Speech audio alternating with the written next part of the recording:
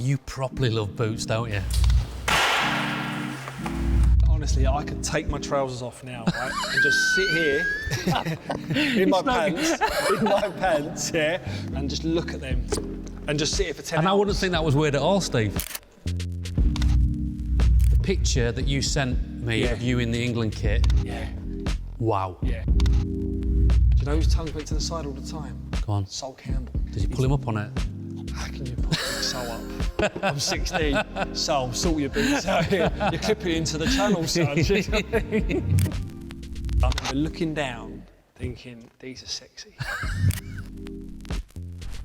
I'm pretty sure these might be like a kangaroo leather or skin. It's okay, mate. There's no kangaroos watching. But you've got great legs, aren't you? Yeah. So I'm not hitting on you here, I'll come in on you, but just, you know. Yeah. These are. Yeah. These are world class. Hallelujah.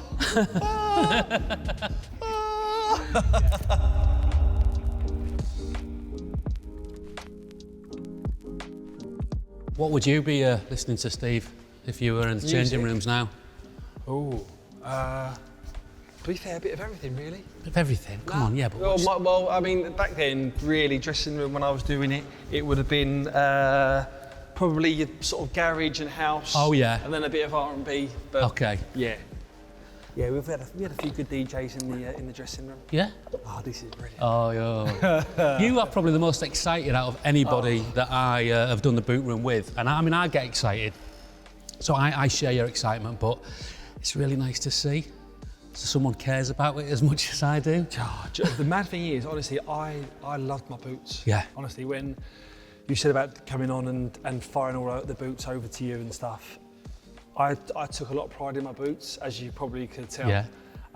Even to the point where when I had a pair, and then obviously when you start progressing through the years and you get them delivered to the training ground, I'd put them on and I'd stare at them. Yeah. I'd stare at them, I'd just have them on my feet, I'd look around and I'd feel them. And clean it when you're a kid and you clean the boots. Like, I can't wait to get stuck in. Yeah. I really can't. Look, that's great, because I think that most people would, I mean, they weren't at the training ground, but I would. Did you put them on around the house and wear them around the house? So what I do now. Yeah. So my lad who plays, he's a pro at Wimbledon. And fortunately enough, Adidas look after him. And so you wear them in for him, do you? Well, I don't wear them in. They actually send me a pair out as well, because I play the odd charity game and stuff like that. Yeah. And now, because obviously again, back then, we'd have to wear the old-fashioned long socks. Right. It wasn't so much the white socks. Okay. Whereas now, I'll just get a pair of white socks on, I'll sit in the kitchen and I'll just have them on. And I'll have a cup of tea and I'll just be sitting there and they'll just be there. Oh, yeah. I love that. If only I could get them back out. So what's he wearing then? He, at the moment, he's the Adipures. Okay. Yeah, Adidas Adipures. So I wonder if they might be making an appearance, even. We'll see. I think what makes it special as well is I've given a lot of my stuff away. Right. Okay. Over the years, when people say, "Oh, have you got a shirt? Have you got these? Have you got this for auction? Your boots?" And before you know it, you look in the box and you're like, "I've got nothing left." Yeah. And I've literally got hardly anything, which is a shame. I know they've gone to good places, Of course, but yeah. this is like going back down memory lane. Yeah. Oh, brilliant. What was great, Steve, was I messaged you and said, would you like to do it? And because you're a lovely man and organised individual, you got back to me straight away and you went, yeah, what about this date? What about this? And I was like, great, we got the date locked in. And then I said, because you've got to understand, this isn't normal. When you message a footballer, an ex-footballer, and say, could you send me a list of your boots that you wore? You know, I send that to Sean Dyche, and Sean Dyche goes, "Oh, you want me to produce the thing as well, do you?" You know, right, okay. What, you're not paying me? Okay, kidder. So, you know, I sent the message to you. Could you send me a list of boots that you wore, your first pair and all that? I reckon within half an hour. Club, you know, chronological order. Club, picture of you in the boot, picture of the boot, name of the boot. Yeah.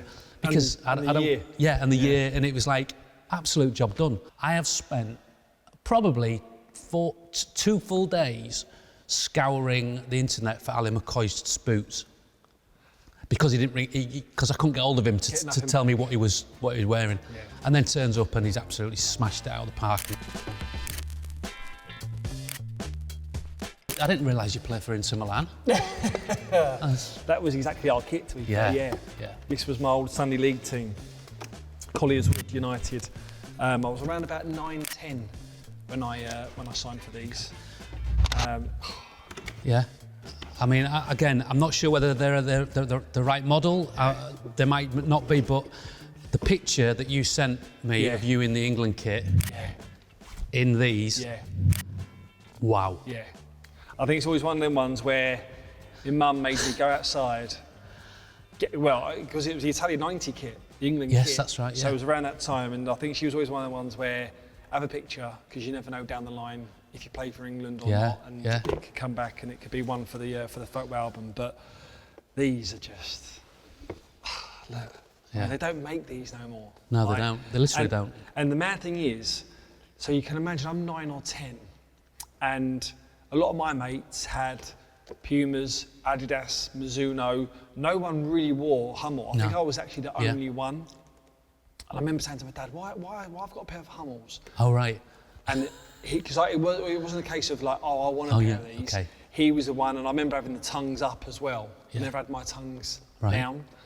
And I never forget, he said, it's all about comfort, son. Yeah. Comfort. He said, it's not about how they look, it's comfort. Yeah.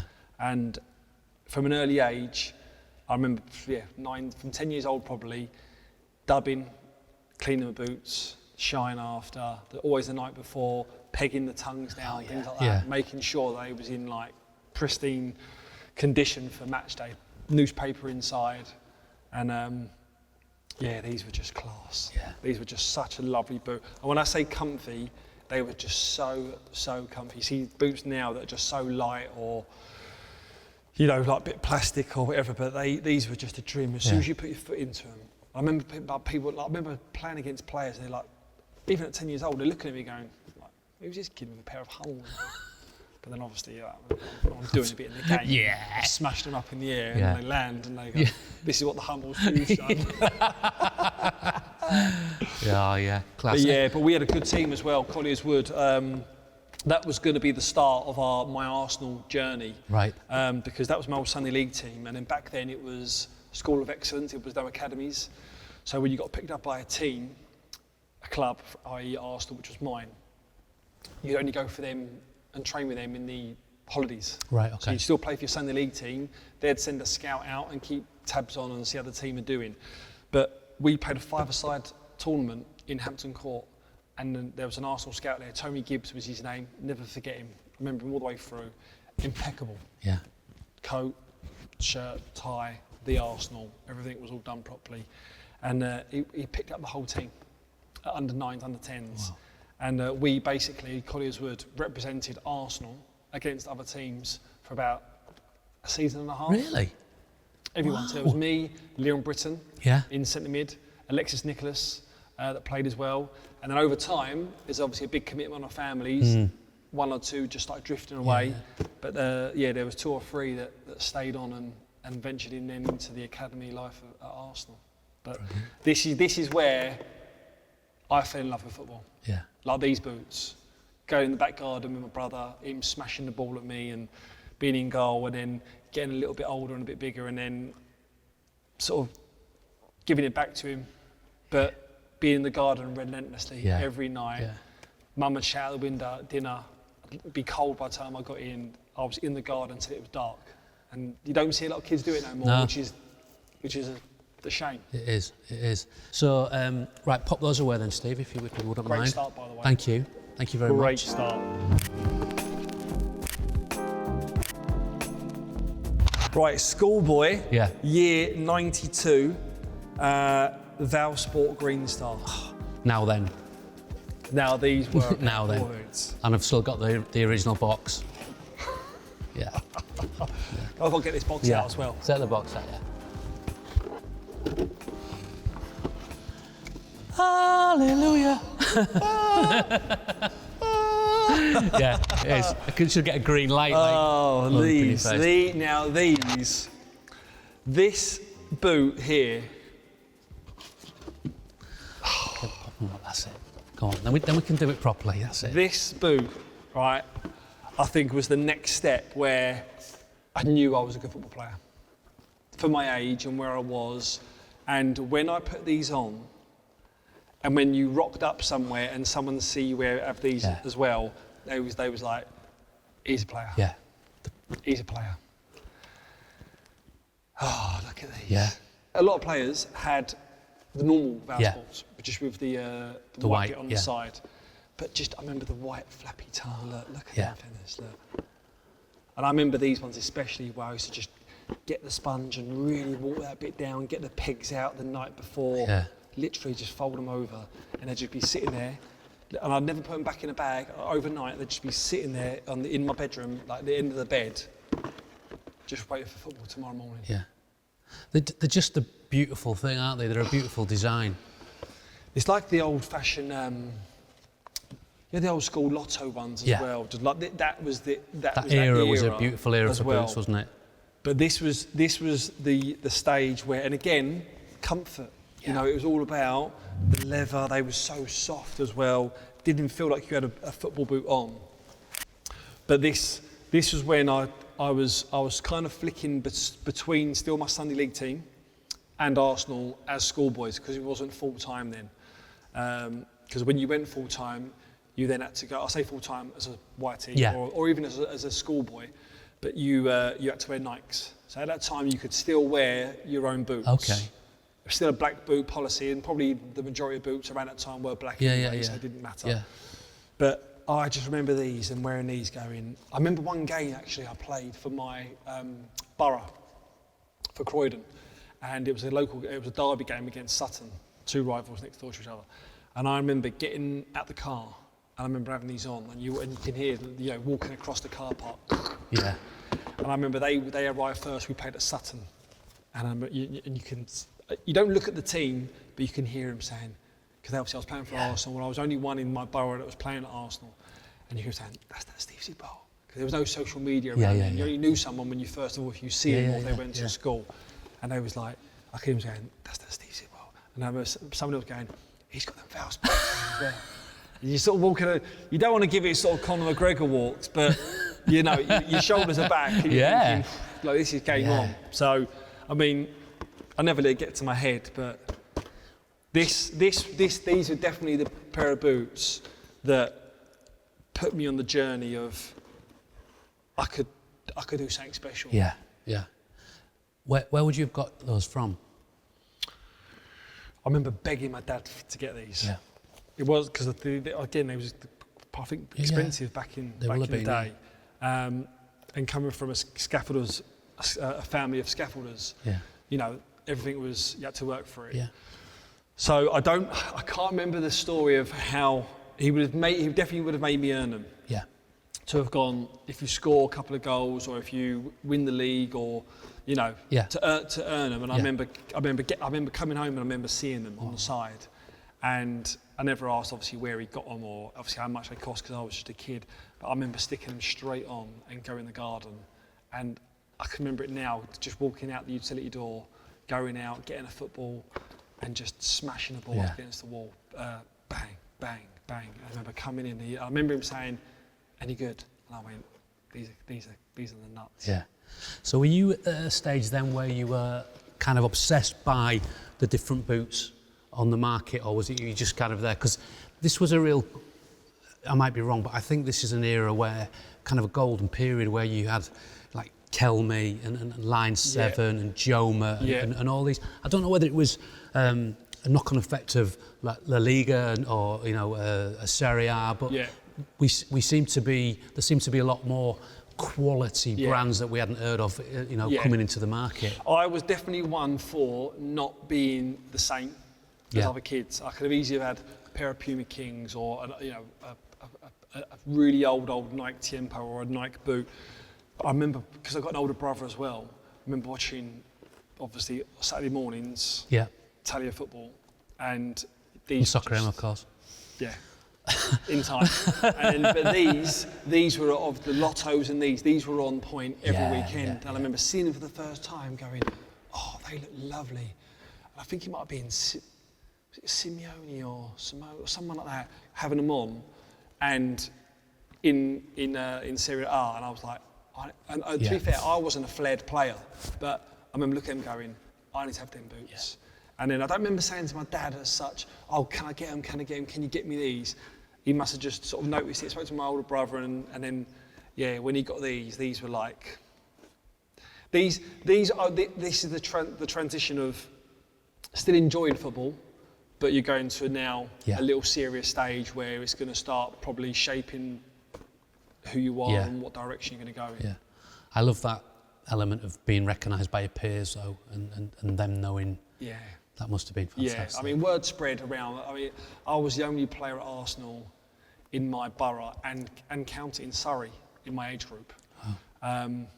So when I played school football and I played county football, a lot of people would have known my name and they would have known I had red hair because I had the big ginger sort of locks.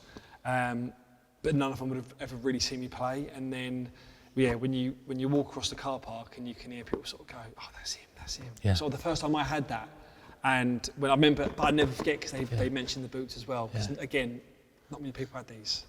So what age would you have been then? I would have been probably on the cusp of like 13. So these would have been my earliest ones, 9, 10. And then this would have been 12, 13, probably going on to 14 years old when you start to get into serious schoolboy stuff at Arsenal as well. Because when you rock up to Arsenal and you've got a pair of these as well, people have got World Cups, Puma Kings, they're like, oh, all right. So but then it puts pressure on you that you've got to try and put it out of the bag as well. I love these. Brilliant. Can you bear to put them away? They smell great. Yeah. Just gonna look at that. Just look at they're very slightly got little cracks in there from there. They've just slightly deteriorated over time, but I mean. But even the bottom, it's just the whole thing is a really beautiful design. They stopped making Valsport, stopped doing football boots. I think they certainly stopped doing Green Star. I'm on a mission. I'm going to see if we can get them to recommission a limited edition, because when I put a picture up on Instagram saying, has anybody got a pair of these? Basically everyone was saying, you'll be lucky, no chance. Managed to get a pair. But the amount of comments on that post, lads talking about them, oh, you had to be a player to wear these, and so-and-so had a pair of these, he was a real player, great bake. People saying this is arguably the greatest boot ever, and that's a big shout, but to some people it does really strike a chord, that boot, doesn't it? It does. So it's a shame that I had them so young.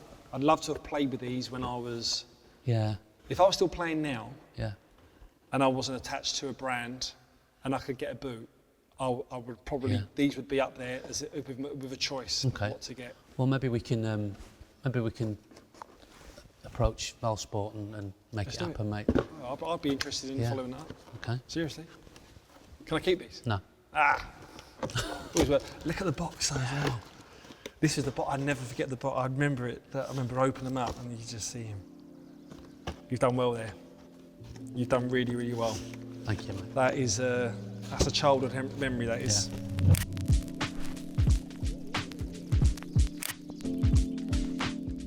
This is when football for me got serious. Yeah. Yeah. Look at these. Look at these. Are we getting the whole box out? Yeah, let's share that box, because a lot of people like the boxes, don't they? They're. That is an original box. That is an original box, yeah, and you've got to take very good care of the boxes. I know that. Yeah. So this for me, look at the Nike on the back as well. This for me was when playing for Arsenal. This just reminds me of Arsenal. This exactly this boot here, because everyone had to have the same boot. Right. Literally black boot policy. We started off with these. Sometimes the wingers would have just got onto the sort of their different sort of trickier boots, but the majority of everyone was the Nike Tiempo. And this was the era as well where we was cleaning boots. Right. So I remember being on Patrick Vieira. So these remind me of Patrick so much. Manu Petit, and I had Nelson Vivas as well. Three players. Wow, that's to do three. That's a lot of cleaning. I think my year was probably one of the last years to do it. Who was the best tipper out of those three? I think it all went into Kitty. So you didn't know. That's the start of the game going, that, isn't it? Game's gone. Yeah. Yeah. The old good old days where they'd come down, bit of pie and mash, there you go, son. There's a 20 spot. I never Go and forget, park my car. I never forget when I cleaned Patrick Vieira's boots for the second or third time, and the kit man come down and see me, and he was like, "Sid, let's go have a word." I went, "Yeah, of course." I do. Straight away thinking, what have I done wrong? And he went, "It's Patrick's boots." And I went, "Yeah, I cleaned them. They're on his hook. I've done them this morning."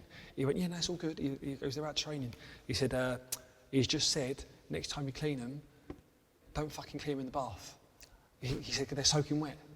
He said he's put his foot in them, and like the water's coming out of the out of the laces. So straight away I'm like, "Oh, fuck that here, big time, big Patrick." But this is when it started getting a bit serious in terms of my career, being at Arsenal.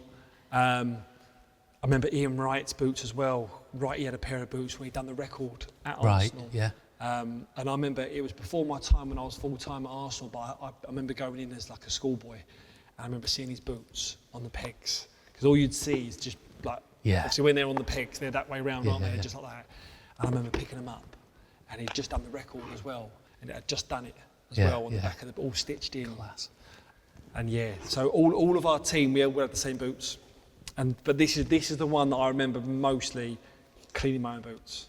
Every day, cleaning them, being ready for training the next day. Because sometimes if you didn't clean them, they got a bit of white, that sort of scuff mark that would come around the front. So you put the dubbing on, you'd shine them all up. And again, because I was a big one, I couldn't stand tongues that either flapped up or went to the side. Oh, that's giving me... Went to the side. Do you know whose tongue went to the side all the time? Go on. Sol Campbell. Really? Yeah, I remember he's Did you pull him up on it? How can you pull big Sol up? I'm 16. Sol, sort your boots out here. You're clipping it into the channel, son. But I remember pegging them back, and they had to just be immaculate as well. Were you someone who wore a close-fitting boot, or did you like to have a bit of room in it? Yeah, if I could have, well, later down the line, which I'm sure we might come on to, if I had a new pair every game, I would. Right. Yeah, I didn't like breaking them in. When I was younger, I didn't mind breaking them in, but I'd have to have them tight to be broken in. And then when they got to a point where they was stretched, then that's no good for me. Yeah. And again, luckily being at Arsenal, we wasn't allowed a pair of boots every week, but if you go to the kit man, you go, "Look, can I have a new pair of boots?" He'd look at your boots, and then if they was worn in, he'd go, "Yeah, no worries, okay." How many pairs would you go through in a season at that stage? At this stage, not many. No. Not many. You're talking probably 4, maybe 5 at the tops. Yeah. Two one side of the calendar year, August to December, maybe 2 after. So yeah, I'd say 4 really. And would you train in studs and plain studs, or would you know what? Back then I was always moulds. Right. Okay. Yeah. No, I tell a lie.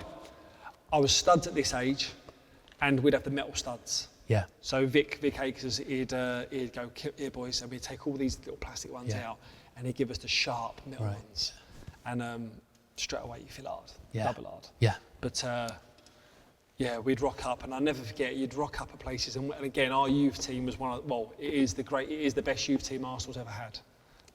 In terms of what we won, players that was there. We didn't lose a game for 2 years. We lost 1 game in 2 years, Bristol City away. Got done to 5-0. Don tore us a new one. Yeah. He was like, "This is the Arsenal. How dare you come to Bristol City, you disrespect them. You've just been taught a lesson there." But you can imagine when we're at Arsenal's academy, and we've got Liam Brady looking after us, George Armstrong was coaching us from a young age, Don Howe, Don Givens, Neil Banfield. Like we had a proper setup. And you'd be like, we used to love going in, and as well, we used to all go home together. So it would be a big group of us from South London, and we'd all take our boots home as well. And we'd have a boot bag, because obviously you have your normal gear, but you'd walk around with your boots like that. Just to sort of let I'm footballer. The local civilians know that I'm footballer, that you're a player. Yeah. So it's like a golfer in it, walking. Yeah, golf club. Yeah. But look at that there. Look, even just a square tongue as well. Yeah. Just on the button. Oh, you properly love boots, don't you? Hey, Jenny, I think it got to a point where I think a few of the lads cut their tongues. And it's sort of like, instead of just folding them over, some folded them like that, and then some cut them. I think it's ones because they used to flap over to the sides like that, some of them. And then I used to look at them and sacrilege cutting them over. But look at that, look, Nike Tempo Premier. What a boot, and the back. Football nostalgia, that is. Football heritage right there. Beautiful. Okay, so Arsenal to Reading. So I was on the bench for Arsenal a couple of times. I was on the bench for a League Cup game. Thought I'd get on and didn't get on. And I thought, that's me done. I need to get out and start playing now. Right. I went on loan to Brentford for a season, done really well. Went on loan to Brighton. And then I scored 5 goals in 11 games, 12 games in the Championship. And we played, in between that time, we played Reading. And Reading put a bid into Arsenal. Okay. And they accepted. Who was the manager at Reading at the time then? Manager of Reading was Alan Pardew. Okay. He put the bid in. Brighton tried to match the bid and they tried to sort of get funds going, but they couldn't at the time. And I remember getting a call from Pat Rice saying a bid's been accepted, but the boss wants to come. The boss wants to see you. Okay. So I was at home. I drove round to London Colney, and Arsène Wenger was there, and we had a chat. And he said, "Look, if you want a contract and you want to stay, we can give you another professional contract, but your game time's going to be limited." Yeah. And at the time, I had Manu Petit, Vieira. After that, it was Edu and Gilberto Silva, so 4 World Cup winners. And he said to me, "Look, to progress your career, I would go and play elsewhere, and and maybe one day Arsenal will buy you back." And I remember clinging on to them words because I'd been at Arsenal from 9 years old. Yeah, yeah. I was part of the furniture. Yeah. And I was terrified of leaving, but I knew it had to be done. Yeah. And I knew going to wherever it was going to be, and it ended up being Reading, was always going to be a stepping stone to get back to the Premier League. I knew I was a Premier League player, but when I signed for Reading and when I met Alan Pardew and John Medeski at the stadium, I knew it was a club geared and built up to get to the Premier League. Yeah. When you came away from that conversation with Arsène Wenger, how did you feel? A bit of both, really. Like really sad, gutted that first of all, one of the big things, I didn't get an Arsenal appearance. Because I'd seen some players that did, and I was like, even if it had just been one. Yeah. I was gutted, but then I was so optimistic and driven to go, I'm going to show you. I'm going to show you. I'm going to come back and I'm going to show you that you was wrong. And that was my determination. Yeah. That was probably installed from my dad and family and the group of people that I'd surrounded with. But when I signed for Reading, I was so excited. Yeah. I was so excited because I was 19. I was 19. I was playing the Championship, and I was playing well. Yeah. I was playing really well. It was a great time for Reading, wasn't it? Yeah, it was. We had a few little rocky seasons, the seasons before, but the season that we went up, 05, 06, was a special year. Yeah. It really, really was. Should have a little look at what you were wearing then. I'm hoping these are going to be the boots that are going to be. So we've got the Royals, it's the Puma King exec. Yeah. Yeah. So you've got 2003, which is probably when I was wearing these. Yeah. And then we went up in 2005, 2006. So. Now, on the picture you sent me, I thought they were blue, these. But because they do come in blue, but you said no, they're black, and I'm like, as you can see, probably in a black boot so far. And these in the flesh, they're lovely. They're really nice. Yeah.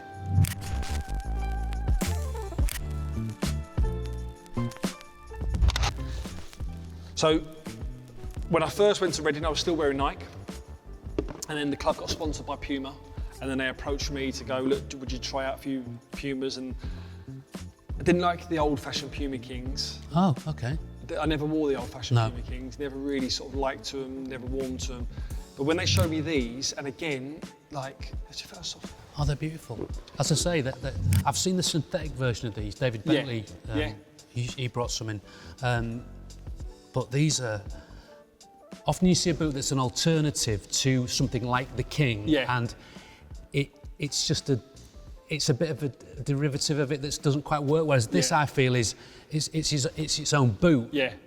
And the details. I love the tongue. I love the tongue with the bit of elastic. So I also just literally just flap it in that bit of under that elastic bit there. I'm pretty sure these might be like a kangaroo. Yeah. Leather or skin. I don't know. One of them, but it's again, okay, mate. There's no kangaroos watching. I remember putting these under there, and then doing these boots up, and these were probably the most comfy boots I had. Because I remember you put your foot in this, and it'd be like a boxer putting his fist in a glove, and really going and clenching and getting every sort of ounce and bit. And I remember putting these boots on and being able to feel like every part, my little toe there, my big toe there, comfy, just like solid across the top as well. And I probably played some of my best football with these boots. Side lacing, that was kind of the in thing, wasn't it, at the time? Yeah, they weren't overly sideways, but they were sort of down the middle. But like, and the kit we had at the time as well, it was like a bit of a shiny kit, that Reading one. And I mean, I had a great season. I think I scored 10 goals the season we went up from the Championship, and then I had the same boots in the Premier League as well. If I'm honest, I felt unstoppable in these boots. Like, honestly, I couldn't tell you.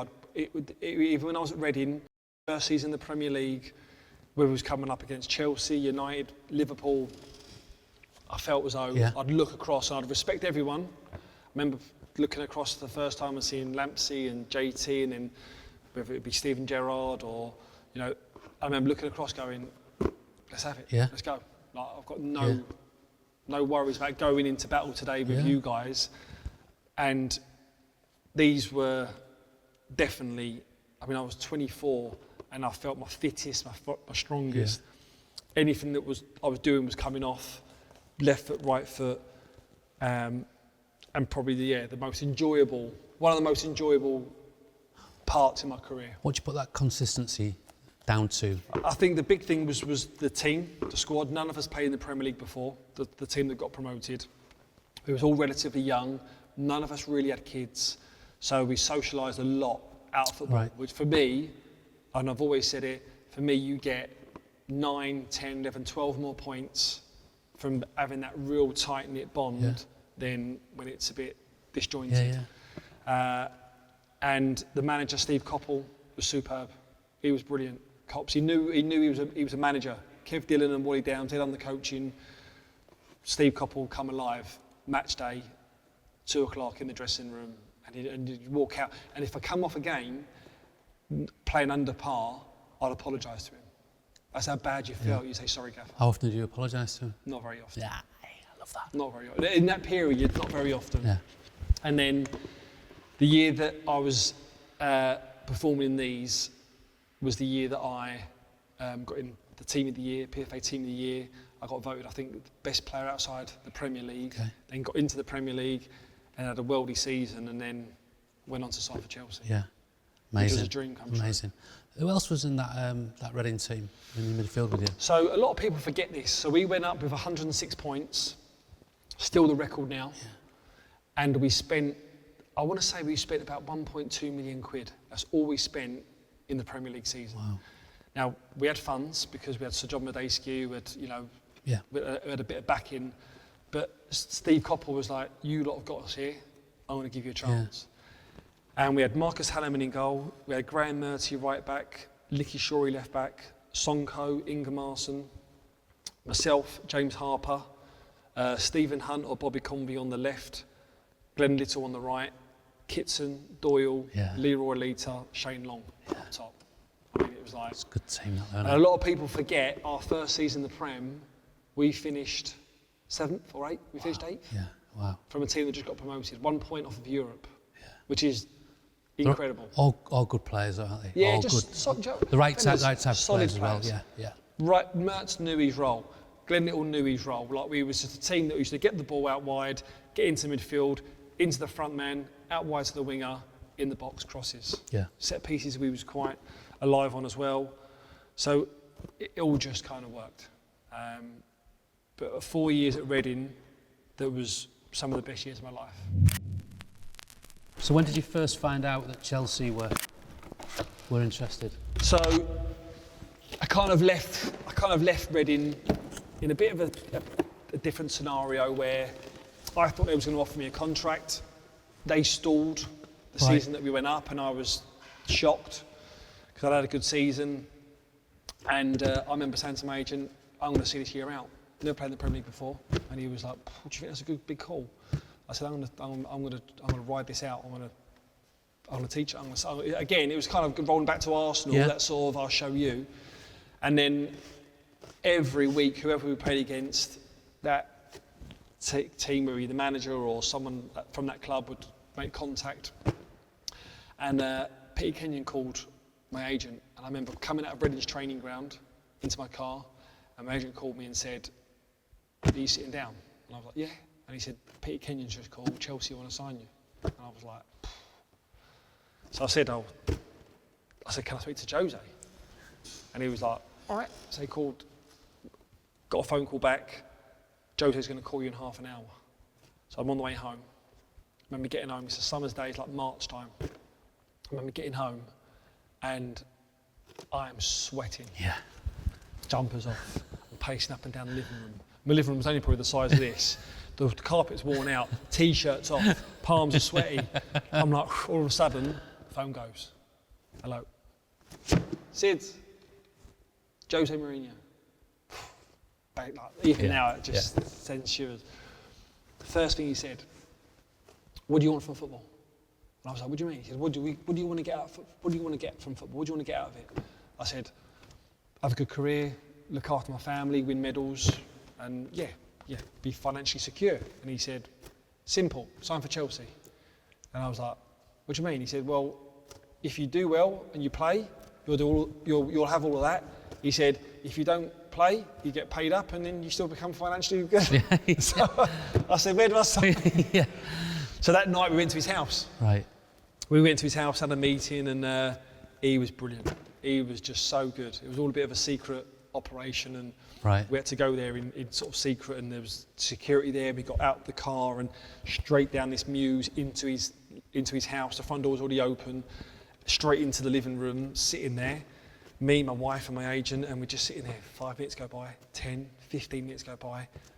His wife's in the kitchen, she's cooking, you can sort of see, you can hear it. The dog's running around, the dog that he had, he's sitting on my wife's lap, she's just like out doing this with the dog.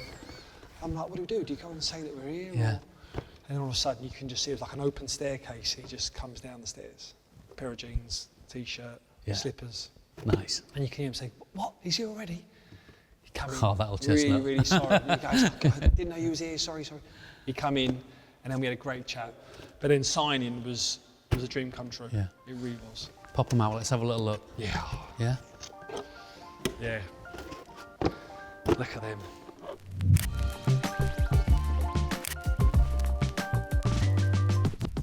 So this is when I went to Adidas now. So Adidas had sponsored Chelsea, and I was still wearing Pumas, but these were the first boots that I remember, especially for myself, that you could get the personalisation, and like your names and stuff. What did you have on yours? So I had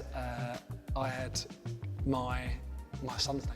Okay. Because he would have been born. He would have been about 2 years old, I think, at the time. And I remember having his name on the tongue here, and it was the first time I'd had a boot that had a proper sort of more white than black. And I remember putting these on in the dressing room, and with Chelsea, you wore white socks. And again, it's one of the first teams that played for that wore white socks, which for me is a game changer. Yeah. Oh, if I owned a football club, or if I was in charge of any football kit, 100% you're having white socks. Why is that? Just when you look down and you just see white socks with boots, Sorry if you've got a bit of a tan, but when you've got pasty legs like me, you can't tell where the leg starts and the sock finishes. Yeah. You can't have the old transparent legs, can you? Yeah, but you've got great legs, aren't you? Yeah. So I'm not hitting on you here, coming on to you, but just for the record, Steve Sidwell has got a great pair of legs. Oh, you're not the first. You won't be the last to say it. Thanks. But these, I remember looking down with these with a white pair of socks and just being in the Chelsea kit and just thinking, oh, wow, Like, this is a dream come true. Was that the first time you wore Predator? I wore Predator before. Yeah. I had wore Predator before. This first time this style. Yeah. But I remember wearing the first pair when I played for England under 20s. And again, you were surrounded by a lot of your Jermaine Defoe's, Carlton Coles, Peter Crouch, that probably had boot deals at an early age. I was one of them late ones that had to earn everything, basically. Yeah. But yeah, I remember looking down these and just going, God, I'm at Chelsea Football Club and I'm wearing Adidas Preds and I feel great, I look great. And it was a dream come true. All my family were Chelsea, both sides. Right. So, like every home game, tickets galore. I was getting training kit, anything people would get their hands on. I was bringing it home from the training ground, and it was difficult. Yeah. Because it was Chelsea. Of course. And I didn't go into it. A lot of people say I went there financially and stuff like that. This is not the case. I've said this before. Reading offered me more money to stay than I did sign at Chelsea. Yeah.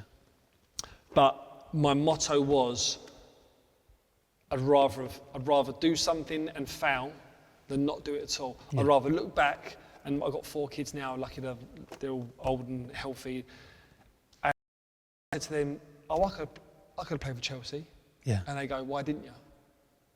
I'll be like, don't know. Yeah. Whereas now I can say, I played for Chelsea. I think decisions in life like that are not, that I've had those type of decisions, but in your gut, don't you? In your gut, it's the right thing to do for you and where you want to get to, what you want to do. And very, very rarely, I think, well, I don't know, but I've never made any decisions really based on like money. No, that literally was the last tick. I mean, you got to remember, I'm going to Chelsea. I'm going to play for Jose Mourinho first of all, who was at the time the main man, the in man. But more so than that, I'm going to go to a squad, for instance, that in my position alone, I've got Ballack, Essien, Makaleli, Diarra, Lampsey, Mikel. It's like, how can that go wrong? I mean, I'm going there, I'm going to be learning off some of the best players. And I did, and again, I was only there just over a year, but what I learned on that training pitch with these players, and I'm 25, was just mind-blowing.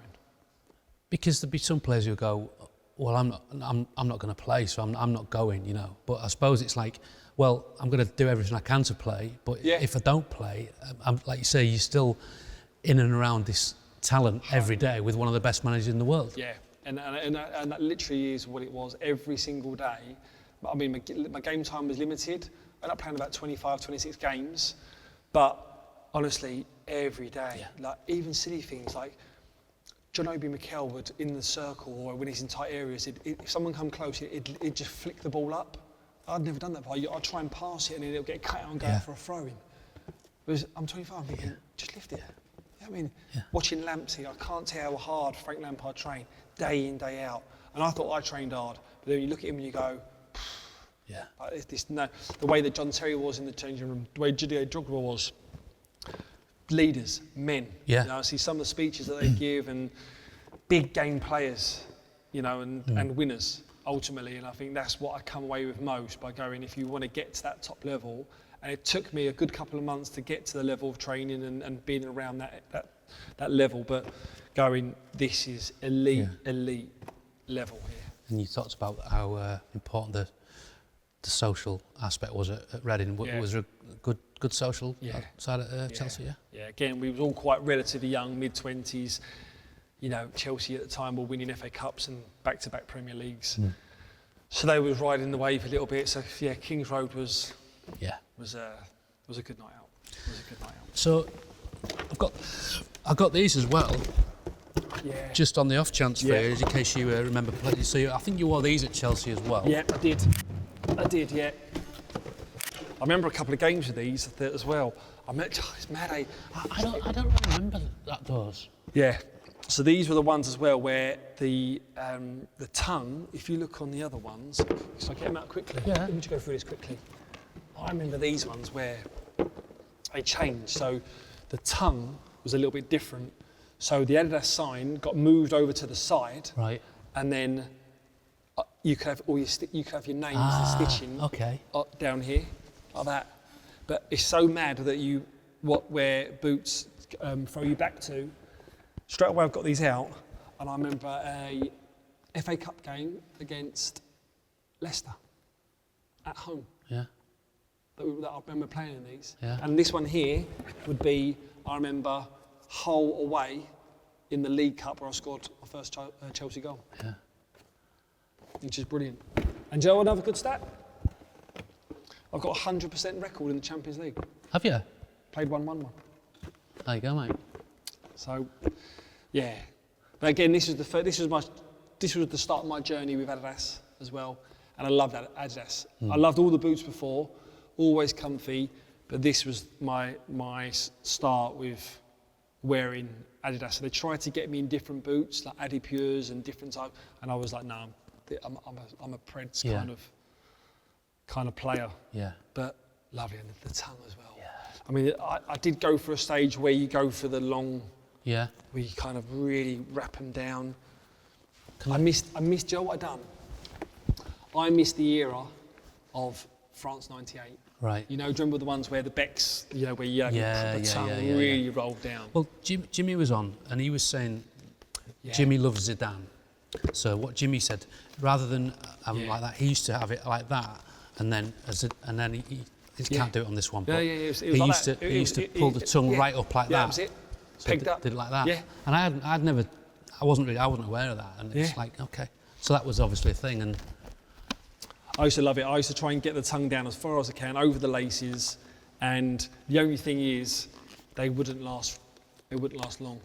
These elastic, yeah. So they'd snap, and as soon as one snapped, you can't do it.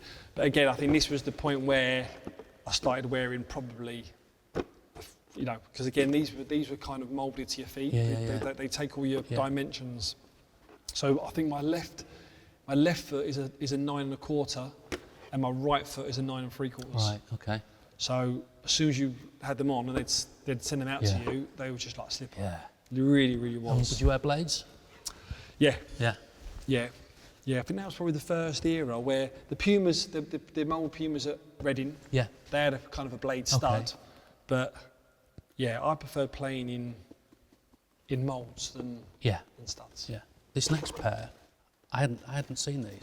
I don't think these were on your list, and then I think you sent them on afterwards. Yeah. Do you know what? We'll go into why. Go on. Yeah. I love these. So this is Aston Villa. Yeah, there's nothing written, there's no sticker on that. I could tell you when it was Aston Villa 2008, 2011. Oh, these are a nice boot.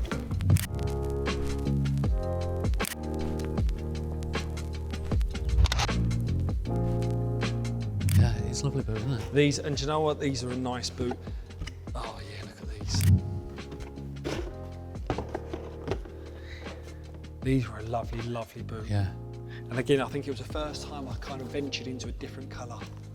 So still had the sort of the white and the silver.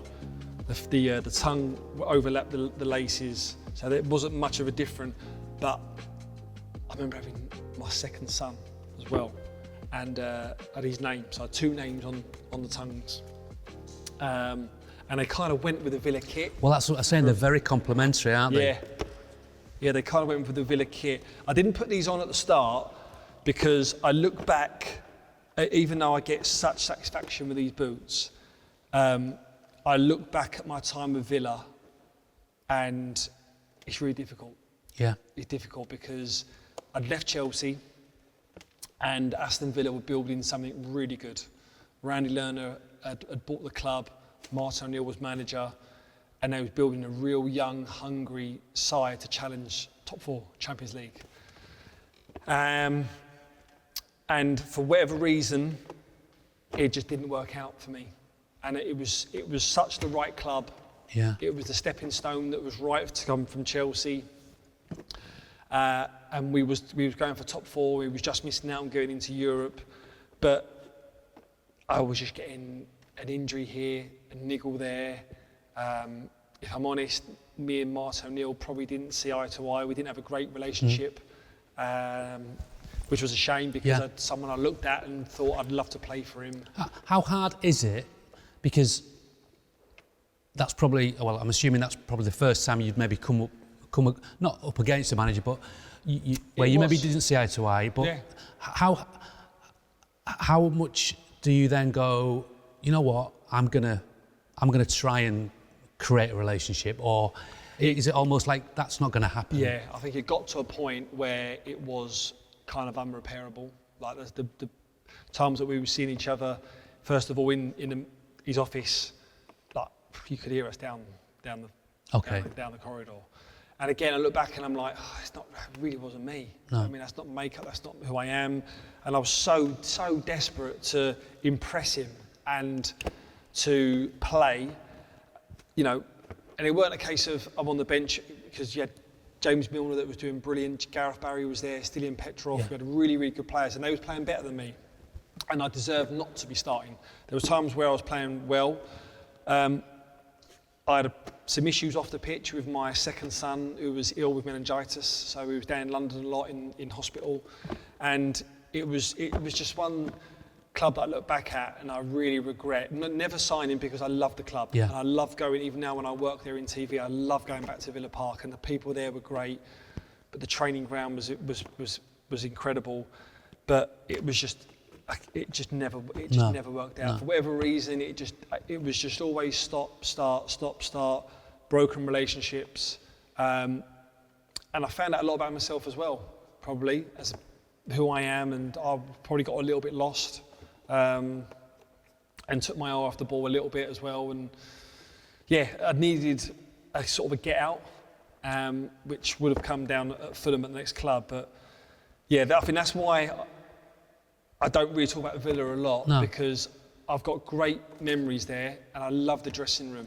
Ashley Young, Gabriel Bonglahor, John Carew, Emil Heskey, like the squad and the team we had, Stewie Downing, Richard Dunn, Big Ginge.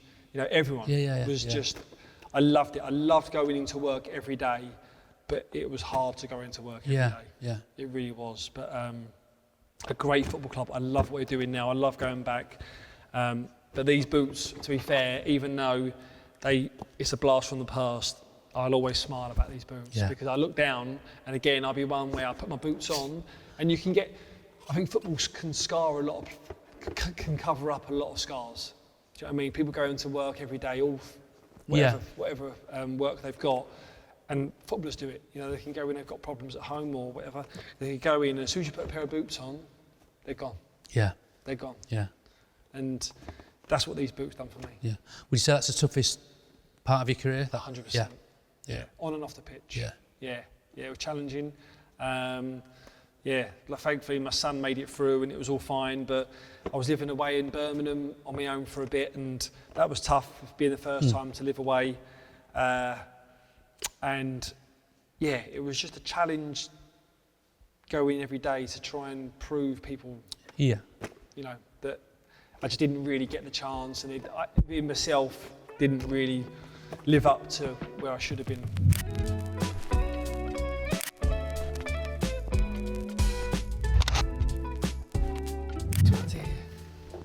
Here then. So we got the Cottage Adidas Adi Pure 2011. Yeah. So straight away, I love them boots, and we've gone from a bit of a somber time at Villa. These are world class. Yeah. You've done well with this. Well, you know.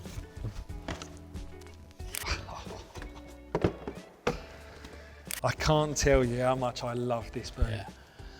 Well, you've probably imagined, so I've gone from dark, black, sort of, I've gone from that Adidas one where it was, the Predators where it was black and white, then I've gone into a different colour. This was the first time I think I wore a white boot. And again, Fulham had the white socks. Yeah. And then I remember putting them on for the first time, a white boot, thinking, how's this going to look? And I'll never forget, I remember looking down, thinking, these are sexy. These are sexual. And again, they just fit like that. That's just like a guard inside. They're like butter. Yeah. They're like butter, Stephen. That I would say these put a smile back on my face straight away. Yeah. And give me a love for the game again. As did Fulham, to be fair. They take a lot of credit for that. But it's a boot that I put on, and when I was at Fulham and played, I just felt at home. I just felt like I was when I was 16. Yeah. And I probably, these along with the Pumas at Reading, I played some of my best football with this boot. Yeah. And I even remember, because it's like with the brands, a new boot comes out every 4 or 5 months, and they sort of, if you're contracted, you have to wear them. I remember putting it off as long as possible, going, I can't get rid of these. I've got to play in these all the time. And I remember playing in one boot, I think near enough for the whole season. One pair for the whole season.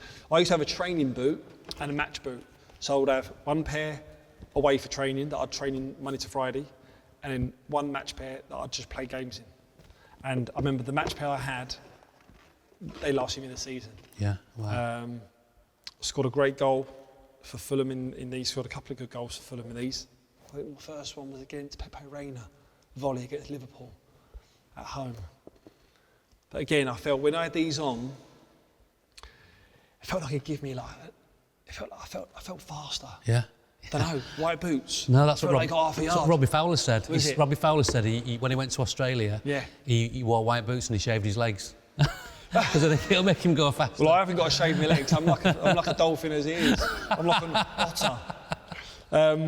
Smoother than an otter's eyebrow. But for some reason, really strange, they made you feel faster. Yeah. Made you feel like you could just glide. I wasn't fast as the players, Fenners. You know that. But I felt electric. Did you wear because they came in different colourways, didn't they? Did you always wear the white? Yeah. No. Yeah. And then Tony Cruz, wasn't it, had these on? He's only just given them up, isn't he? I think. But I remember, and I didn't like the moulded version. You didn't? Which was strange because I liked the moulded ones of the previous ones, didn't I? But these I had to wear the metals. Right. Okay. Even to the point where it got into late season, March, April, May. Wearing the metals. Yeah. Now there are kind of like the pitches are fantastic all year round, but were they noticeably firmer in the latter months? I wouldn't say firmer. I would say there definitely was a spell where there was less grass. Right, because they didn't have the deso then, did they? Probably. And it would be like that dry mud. I say this bad. I'm talking Premier League clubs here. Like when the ball hit the mud, it was like a slap. Yeah. It was quite firm, but not a firm pitch. Best pitch you played on? Best pitch I played on?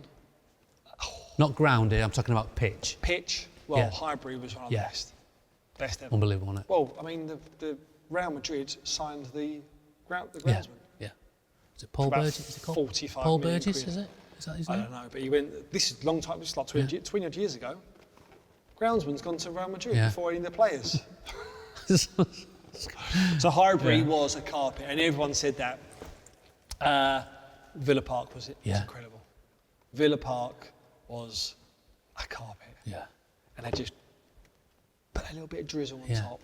Any ground you went to and you were thought you didn't realise how good their pitch would be, and it turned out to be amazing? Oh. Did you ever play at Barnsley? Played at Barnsley, Yeah. Barnsley were renowned for having an amazing pitch. Yeah, Barnsley. I'll tell you the old school one who had the best pitch, and they probably still have always, Ipswich Town. Ipswich, okay. Yeah. Footballers will know that one. Yeah. People watching that will know. When you say Ipswich Town back in the day, and now, because say no more. On the telly, they all kind of look the same, don't they? But it's when you're on it, you can see it's a bit patchy or and especially when they get that water and there's a bit of zip. Good little pitch chat. Oh yeah, that water in the pitch. Yeah. Are your boots always wet then when you start playing? Because that would. They can do, yeah. They can do. But then now they're so good that you don't need to. The only thing with these was as well, when you're playing on a decent pitch, especially with the water, these would go green. You have the grass, the grass stains quite a lot around the thingy. So the kit man, some of them with the kit man, they would put white dubbing and white sort of tippings. I'd be like, no, don't you dare put that on my boot. But I love these. Yeah. These were just... Who'd you get for at Fulham? Mark Hughes. Yeah. Mark Hughes signed me. Then we had Martin Jol, and then it was René Meulenstein, and then Felix Magath. Did Mark join in training? In the crossing and finishing. Yeah. He had a volley on him, didn't he? Oh, did he? And he scored that volley in training. Was that Fulham or that was somewhere else, wasn't it? Was that? You know which one I mean? Yeah. I've seen it. It's online, isn't it? Yeah. He had that stance. Didn't he? He was like now you think you've got good legs? Wow. He had ankles the size of like golf balls, calves just come up, and then his quads, and then he'd never have shorts on, always have tracksuit bottoms on. Right. Always have tracksuit bottoms on, and then when it's must be hard for a manager of that ilk because he's watching finishing, and he's seeing us like a couple of worm burners down there. He must go. Get out of my ear. Yeah. Watch this. And I remember he'd just go, just pull his tracky bees up an inch, send it in, and he'd have a pair of copers on, and it'd come in, and you can visualise straight away, he had that arm out, and as soon as it came out, I'll do it left footed. As soon as it came out, it'd just be like that, and the techers would just be like, clean, and it would just like, have a little bit of curve on it as well, but it would just be so clean, and it'd just be like, I love that. Nonchalant. Yeah. Yeah, brilliant. I love these boots.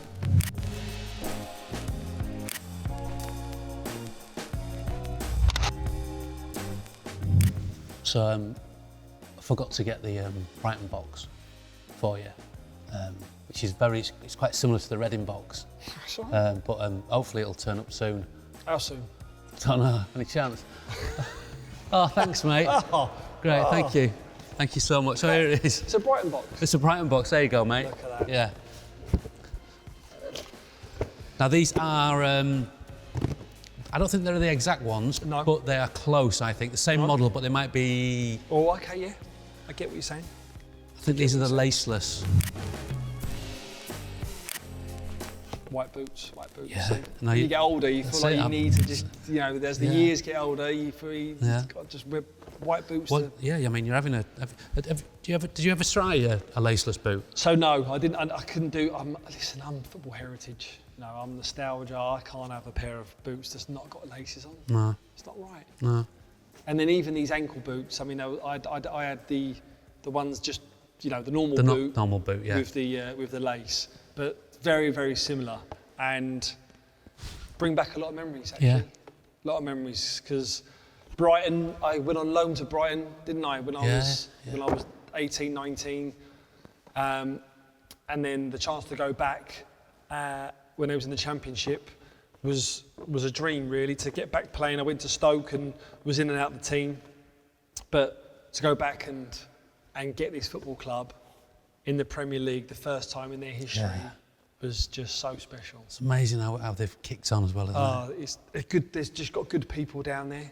They've obviously got a great owner, Paul Barber, the managers at the time that they've had throughout the years, but Chris Hughton that started it all, even before that with Gus Poyet. They're steeped in history. They've come a long, long way. You're thinking that at one point they was nearly out of existence. Yeah. And to go there and do that and play a big part in it as well was brilliant. And I don't know, bittersweet really for me because it was my last club that I played at. I was fit, I was 35, 36, and I got 2 spinal injuries and I had 2 spinal surgeries, and I never knew when my last game was. But my last game was in these boots, and I scored. And it was at home against Atletico Madrid in a friendly just before pre-season, the last game for pre-season. And that was my last game, and I was in a lot of pain. I tried to get back, and I always used to have a motto where if ever I had pain throughout my career, I'd always carry a box with me, and this imaginary box, and I'd stick it in the box. Right. And I'd be like, we've got Man United on Saturday. I haven't got an ankle injury, and I'd just stick it in the box. Right. And then it can come out after. You can come out after the game, it's not a problem. but for that 90 minutes, you're going to stay in that box and you're not going to come out. And if that lid comes up, I'm just going to shut it down. Right. But that lid come up and I couldn't shut it down. And it was a relief, to be fair, to call it a day. Yeah. It was a weight off my shoulders for health reasons and life. But I loved playing in these boots and finishing my career at that club in that moment. That's amazing that you're talking about playing through that pain. Yeah. Because, I mean, it just shows your personality and how driven you are, because I can't imagine, you know, ever really having the ability to do that or think like that. Yeah. It's a pretty amazing thing. I think that's probably my super strength. I think that was what I built my whole career on. If you look back and you go back to when I was at Arsenal and having that conversation with Wenger and at Reading and having that sort of fight and determination, and I think that was definitely installed in me from my mum and dad, 1,000,000%. And that work ethic, I think that got me to where I got, rather than talent. I had talent, but that drive and determination, it was hard. It was a hard road, one I enjoyed, I loved, and I miss it. I miss the game. Yeah. I miss it badly. If I could stick a pair of boots on and go and play again, I'll do it in a shot. Do you ever pop them on now and have a little... Play the odd charity game and, the odd five-a-side here and there and bits, but yeah, I love it. Yeah. I love it. I mean, it's you forget that this tells you can do something and this doesn't. This never told me that I could do something, trust me.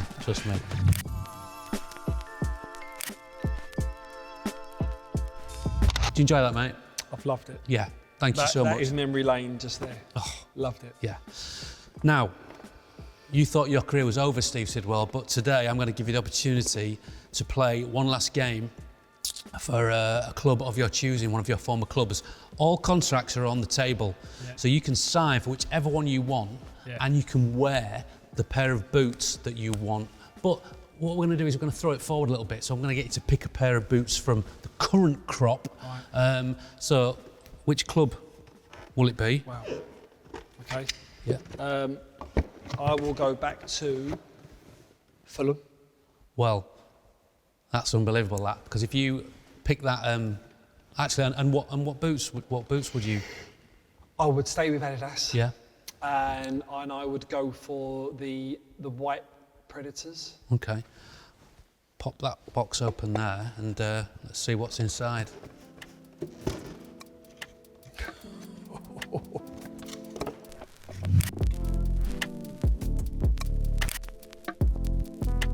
Now, they've got Steve Sidwell written all over them. I mean, they haven't. It says Predator, but look at them.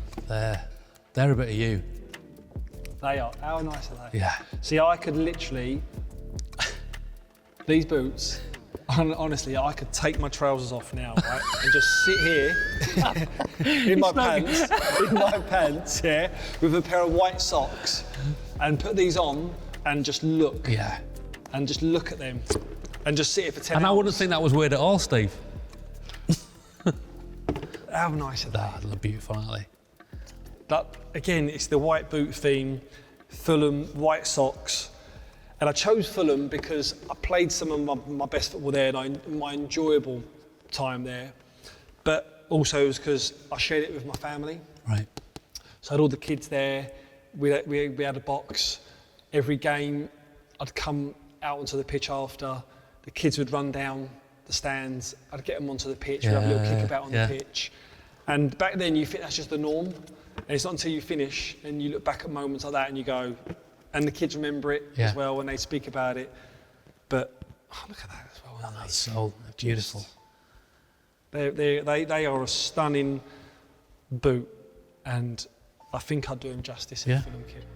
Well, you need to get yourself home, get some rest, get some pasta on board, mate, because you're playing on Saturday. I'm ready. Well, you're in the squad. Can you put your trousers back on? I'll do it. Top man. Loved it. Thank you so much, mate. No, thank you. Come on, so let's walk off like a couple of legends. So you can bring that box with you, mate. Beautiful. Yeah, that's great. Thank you, mate. Look at these. Just like YTS days. Do you think I could get away with them? Nah. Nah. Is the right answer.